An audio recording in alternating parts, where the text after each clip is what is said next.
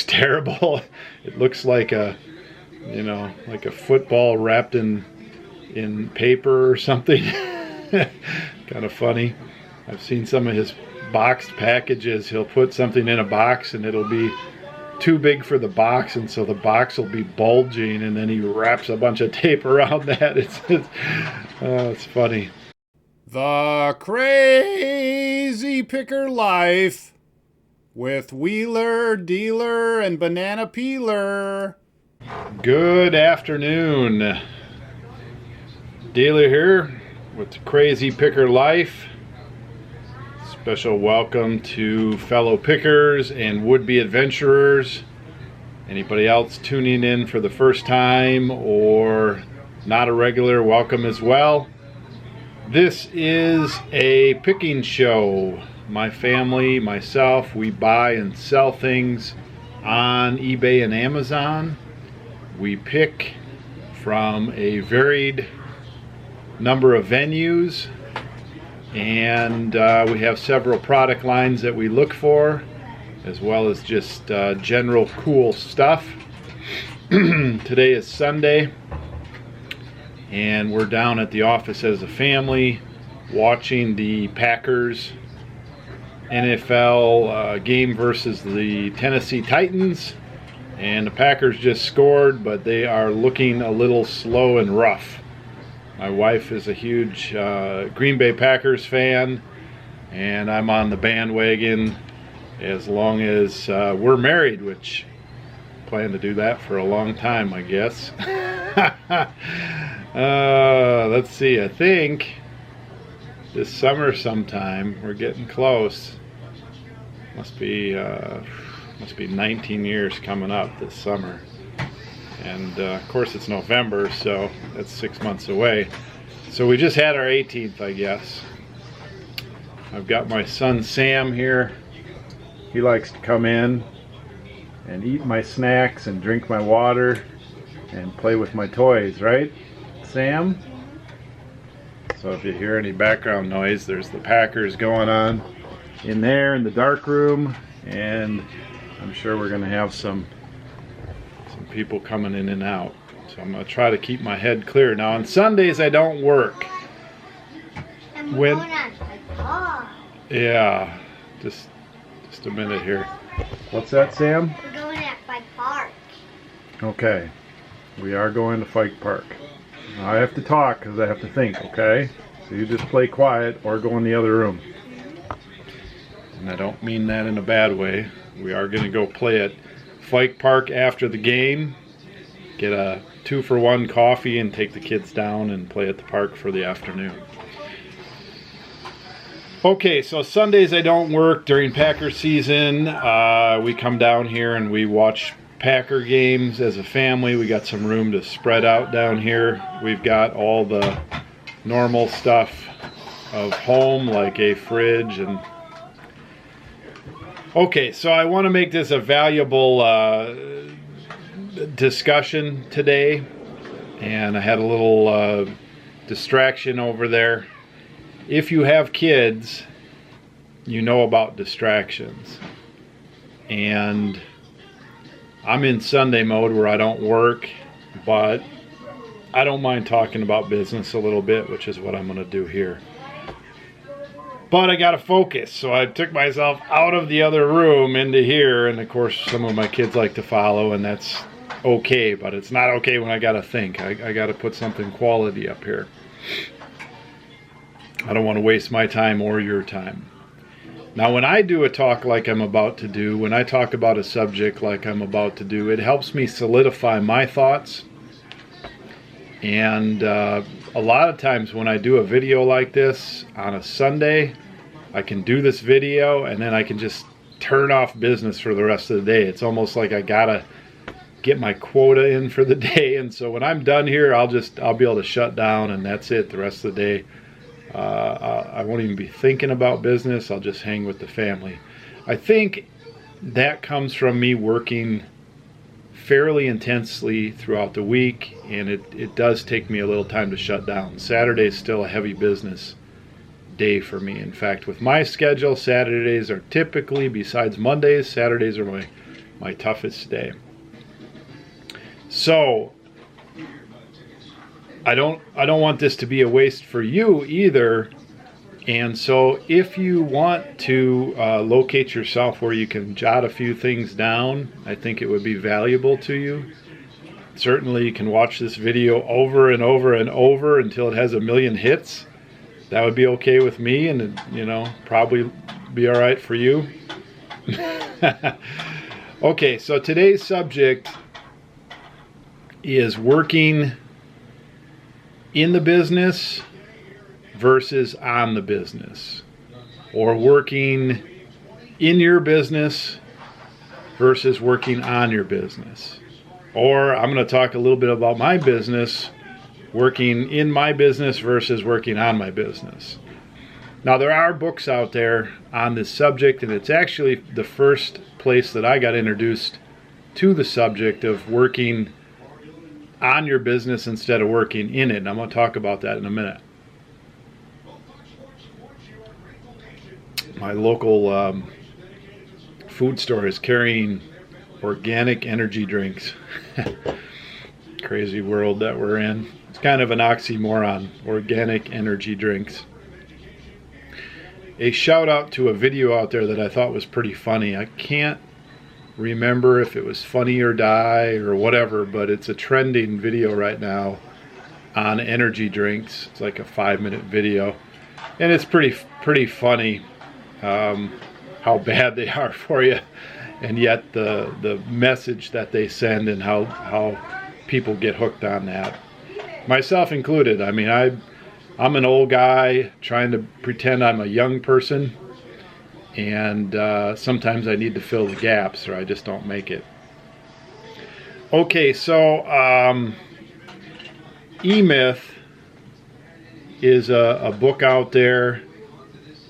E-Myth Revisited by a guy named Michael Gerber. If you haven't read E-Myth, it's just like any book. I don't recommend that you sit there and read this book and then do everything that it says, but it does have some concepts and ideas that you can apply to your thought pattern in your business that I do think are valuable and I would recommend. Another one is Robert Kiyosaki, Rich Dad, Poor Dad. Again, I don't buy into everything in these two books, but a lot of yelling coming from the other room. But some of the concepts in there are important to understand. One of the concepts in Rich Dad, Poor Dad is this grid where it has like 4 quadrants. Job, you're working in a job for somebody else. I think one of the other quadrants is you're a professional and you're working in a job for somebody else, but you have people reporting to you, so it's almost like you're a business within somebody else's business. And then on the other side of that, you've got your own business, but basically all you did is create your own job. And so, you're working in the business all the time, and in reality, like I said, you just created a job. And then the bottom one is more of a hands-off. In fact, I don't think I have those correct 100%, but it lines up with my topic today of working in the business, working in your business, and working on your business. Now I'm going to give you an example of working in your business.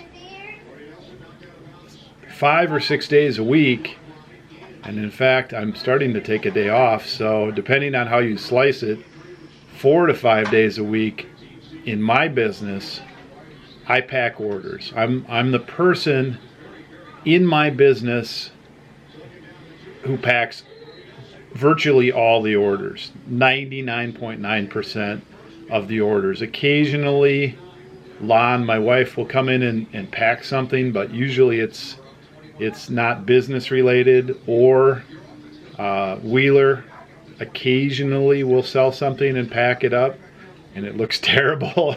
It looks like a football wrapped in paper or something. Kind of funny. I've seen some of his boxed packages. He'll put something in a box and it'll be too big for the box, and so the box will be bulging, and then he wraps a bunch of tape around that. It's funny. So, you know, we're running anywhere from 400 to 600 orders a month. 400 is usually a low month, 600 is a high month, and most of them would fall in somewhere in between. So you can divide that by 20, 25 days a month, somewhere in there, and I'm packing a lot of orders. You know, there's a lot of the same thing going on there. There's a grind there. There's work involved there. There's moving stuff around, lifting stuff around, you know, all that, okay? That's working in your business. Now, if I wanted to work on my business in the area of packing orders, what I would need to do is I would need to remove myself, in a sense, from the packing of the orders and look at that whole operation from the standpoint of, if it's me doing it, that's fine, but look at it as if I'm doing that whole operation from start to finish, all the product flow that goes through there, all the actions that are taken to get it done, the supplies used, the equipment used, the computer that I use for labels, how all that integrates, any software that I'm using, the process of how those orders are getting to the carriers, the USPS, the UPS. You could even go farther and look at things like how fast things are getting to people. I mean, you could extend it as far as you wanted to extend it, that idea of packing orders. But pulling yourself back and looking at that operation, what you need to do is you need to identify what you want to change. Now, there's a lot of reasons that you would want to change some things. Maybe you want to reduce costs. Maybe you want to reduce time spent on each order. Maybe you want to increase the cool factor a little bit, and so you want to upgrade your packaging, the way your packages look when somebody gets them. Maybe you want to reduce things like errors, or you want to reduce damaged orders. What somebody that would do, or you in this case, if you backed up and looked at this process, you wanted to improve that process, okay? And you would identify A, areas that you could improve, and then B, take that list and pick one and start brainstorming and looking at ways you can improve that. Now, if your job is to pack orders, and every day, you know, you wake up and you got a bunch of personal things to do, but you've got these orders to pack, and you've got 4 hours of orders to pack a day, you're in that grind, right? And you know some of the problems that are going on. You know, you can identify them. You're in it. You're feeling it. But while you're packing those orders, you're not able to address very many, if any, of those issues. And typically, if you do make a change, a lot of times it's a temporary change, and then you're back right to the way things were again. The only way to make changes is to pull out and to work on that business and really break it down, make some changes, and then, you know, if you're going to go back in there and do it again, then you go back in and experiment, and you see how that works, and you do that for a while, and then that's a whole process too. So I don't know if that example is crystal clear, the difference between working in your business and on your business with this packing example, but you could look at it in another way too. I personally don't mind packing orders, but the phase and the size of our business, for our business to move forward, I'm going to need to give up that particular area eventually to somebody else if I want to expand our business, because there's no way I can pack the orders and design and expand and run the rest of the business. I'm going to need to give something up, and that's going to be one of the areas. So working on the business can be interrupted by things that you have to do. Now I want to back up a little bit here. Some people will say, and it makes perfect sense, how can I work on the business? I don't even have much of a business to work on. If I work on the business, but I don't work in the business, there's not going to be any business. Well, I've been there. And everybody who starts their business or who is in what I would call, phase one of getting a business cranking and going, you are going to have to work in the business. You are going to have to do almost all, if not all, the jobs in the business to start with, unless you have some sort of unlimited pockets, people who want to work for free. If you have some step ups like that, then that's great. You got some help, you got some finances, you can put this team in place. Some businesses start like that. In most cases, though, picking eBay, Amazon businesses start with you and you only, right? With maybe some help from some other people when you need it or anything like that. And they can develop into a partnership or a bigger business rather quickly. I've got a lot of noise distractions from the other room. I hope it doesn't come through on the audio. I'm trying to ignore it and stay focused on this. I'm going to go see if I can tone it down just a tad. Okay, so I've got a couple more things to talk about this, and then I'll take questions. Anybody that wants to leave questions. Like I said, I would recommend reading those two books. I think those will help clarify. I don't always articulate things like I'm thinking it here and getting it through the mouth pipe out to you. It doesn't always.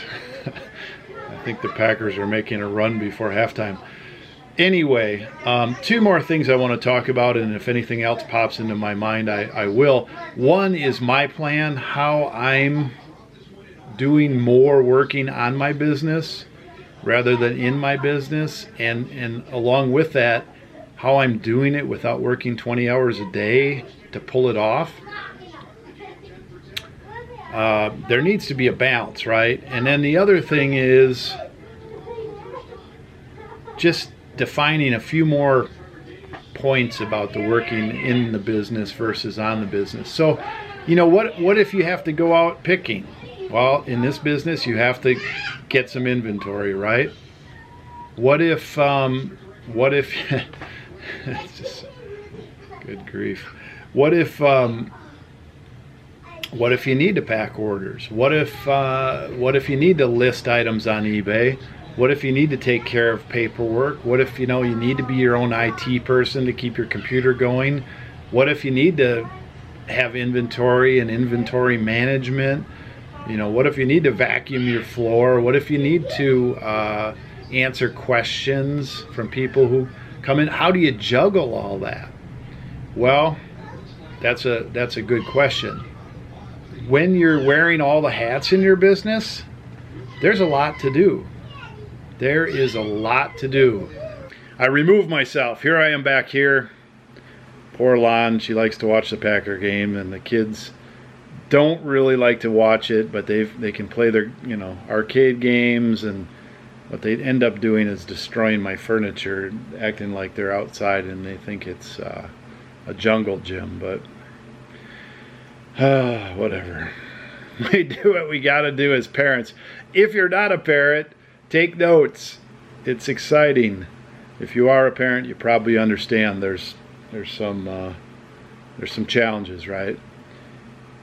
The pros of being a parent, the gift children are, and all the good things that kids are, outweigh the downsides 100 to 1. Okay. Back to subject. I don't want to have to edit this either. So, when you have all these hats on, when you're starting your business, when you're in phase 1 of your business, and you're like, how am I ever going to work on my business? I'm drowning in things to do in the business. It's not even making as much money as I want it to. And we don't need to go that direction, but there is no doubt that when you start your business, when you're in phase 1 of your business, until a certain point, whatever that is, defined by you, you're going to have to do some or all of the day-to-day working in your business things. That's just the way it works. And, it will break you from time to time. It will separate the people who are going to make it and the people who are not going to make it in their own business. It will affect your attitude. It will affect your energy level. It will affect your relationships. All those things. And so I think sometimes just knowing that is how it's going to be, and that is how it was for other people who made it past that, and just to know that there can be a past that if you get through that and you do a few things along the way to move past that stage. Now, I have probably spent most of the last 5 years in my business working hard in the business, and then on the fly, like seat in my pants, it feels like sometimes, making decisions, good, bad, or ugly, to work on the business, to grow the business, to put things in place. And some of those things that I've done came from previous experiences. Some of those things that I've done have come from trial and error. Some of those things I've done, I've searched on Google, and I've looked at other people's businesses, and I've copied some things, right? So when you're working in your business, it's just you, or mostly you, and you're scrapping to make it, and you're scrapping to get bigger, and you're scrapping to move along. You're going to have to scrap for a block of time here and a block of time there, and on the fly to work on your business. Now, a year ago or so, we really started to turn the corner. And that doesn't mean that there aren't weeks or days that it's insane and there's no way I have any free time to work on my business. But about a year ago or so, we started to turn the corner where once in a while I could poke my head up and look around and say, something needs to change here. I'm not going to do it this way all my life. I like working in my business, but I want to create a business that serves my family and me a little bit more and doesn't control me quite as much. And so I started to do some planning. I started to identify some areas that needed to change. I started to look at the future and where I wanted this business to head. And the process started. And really what it is, it's a process of removing myself away from the day-to-day enough to, continue the process of removing myself from the day-to-day. Now, some of the first things I did is I made some of the areas of my business more efficient. And I'm going to give you an example of one of the areas that I'm going to be working on in my business over the next weeks and months that has gotten out of control, and that's our inventory. We used to have, 500 items in inventory, and then it was 1,000 items in inventory, and now we have like 3,000 items in inventory. And I'm going to show this over the next weeks and months as I change it, but we have things piled on top of each other. It's really inefficient to find things sometimes, and it's hard to find things sometimes. One of the things I did on the fly to make inventory easier is, rather than Wheeler and I both working on the inventory, I decided that I would be the only one handling the inventory. So when things were done in Wheeler's office and listed, I would put them on the shelf so I knew where they were so I could pack them. When Wheeler goes and finds something on the shelf to answer a question, he just puts it back in his pile. I go put it back on the shelf so I know where it is. Same with my stuff. I put everything on the shelf. So everything that goes into the inventory, I handle. Everything that comes out of the inventory to pack, I handle. That helped for a while, but it needs to be reorganized. I need to go back and reorganize it.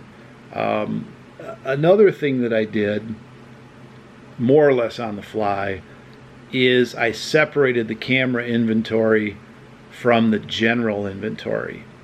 And for a while there, we just didn't have enough shelving, we didn't have enough space, and so there was overlap, and that always caused a problem because you couldn't find normal stuff, camera stuff. It was all intertwined. Recently, we're just so big and have so many items again that I need to get in there and do another level of organization. And it's really going to take me pulling back from the day-to-day inventory usage, my work, my 45 minutes a day or whatever I spend in the inventory system working.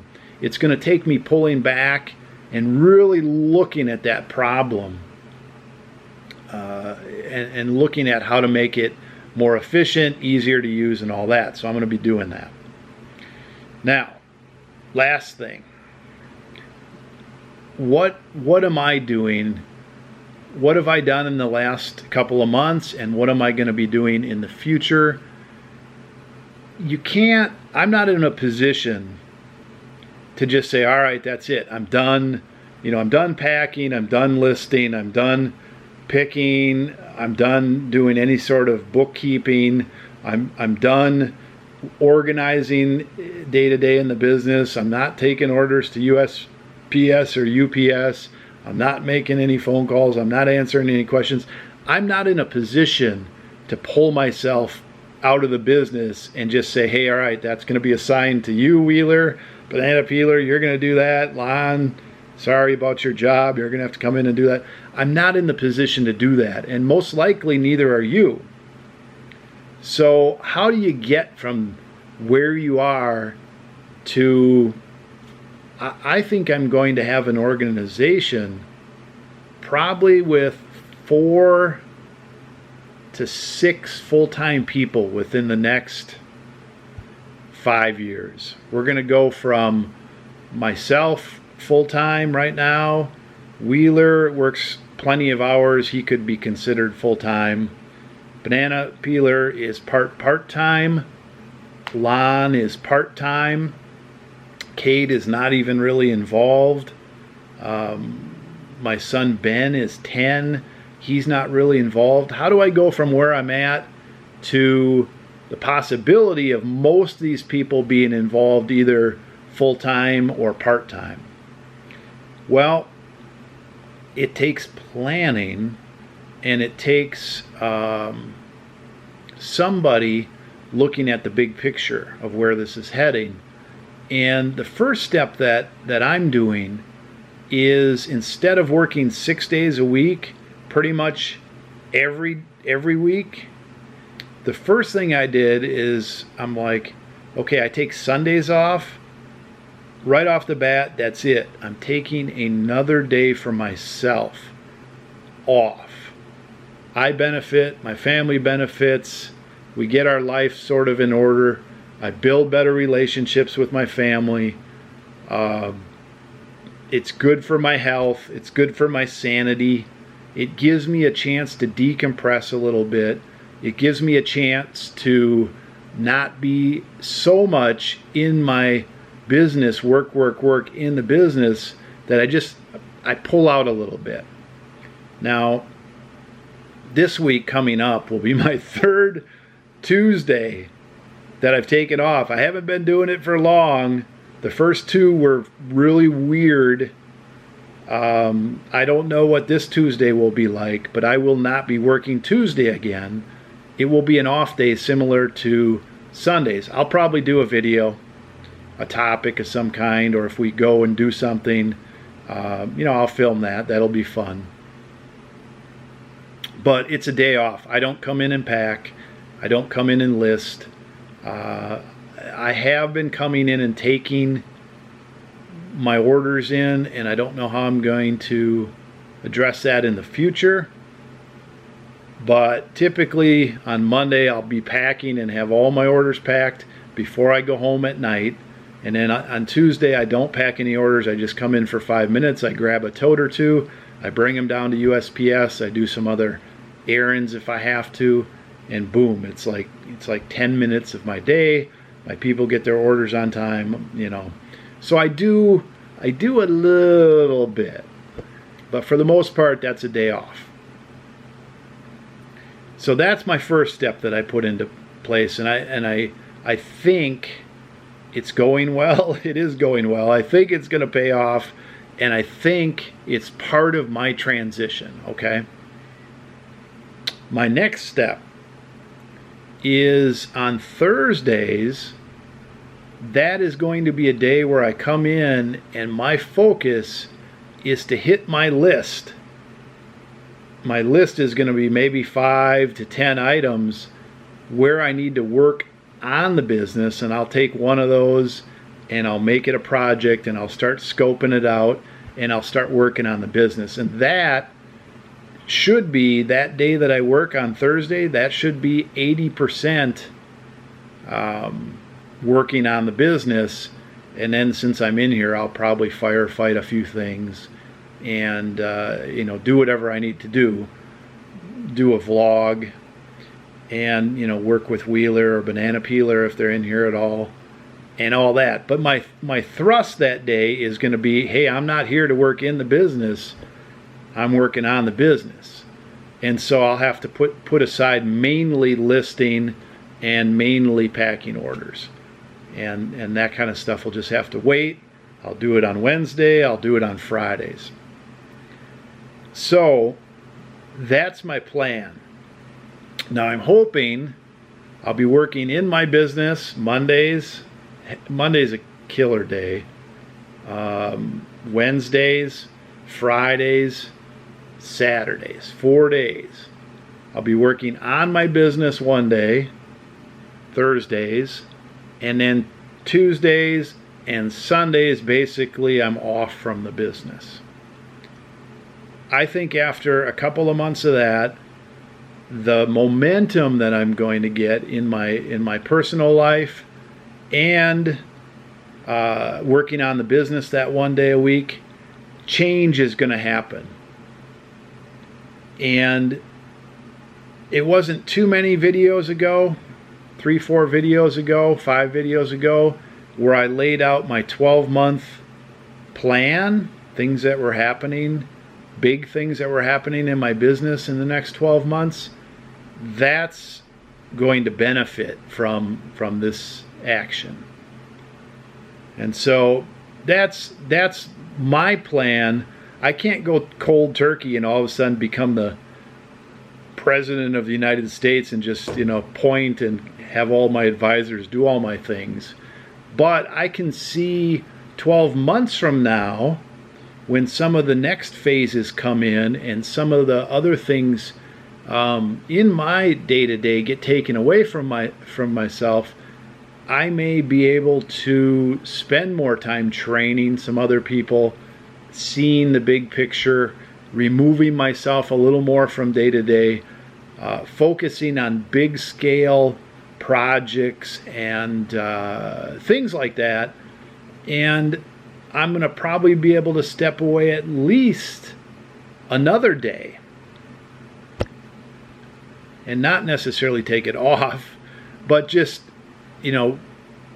move up the ladder as far as working on the business as opposed to in it.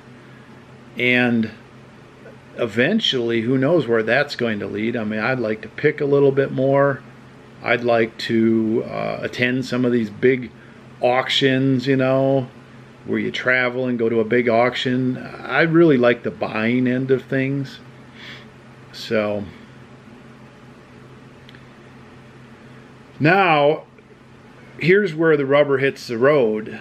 Here are your action steps. If you're not familiar with those two books, Rich Dad, Poor Dad, Robert Kiyosaki, and The E-Myth by Gerber. Can't think of his first name again. Michael Gerber. I would read those over the next year or however long it takes you to read a book. That would be a worthwhile thing. You're still working in your business. Keep at it. Work hard. Grow your business. Start jotting out where you want to be in 12 months. Start thinking about the idea of how you're going to delegate and remove yourself from some of the day-to-day things. First, get yourself efficient in some of the areas that you're not efficient in. All that. We talked about all of it. Start your plan. Thanks for watching. This is the Crazy Picker Life. We're moving forward in our business. We're going to show everything that's going on that I can show. I am the cameraman. I should remove myself from being the cameraman, right? You never know. It might happen. It might happen. I've got some younger helpers that certainly could follow me around. Dealer learns to delegate. Whew. It is hard for me to delegate. Pick well, list often. Thanks for watching. Appreciate all the encouragement and appreciate your time watching. We'll catch you tomorrow. Dealer out. Hey, Wheeler. Dealer Production.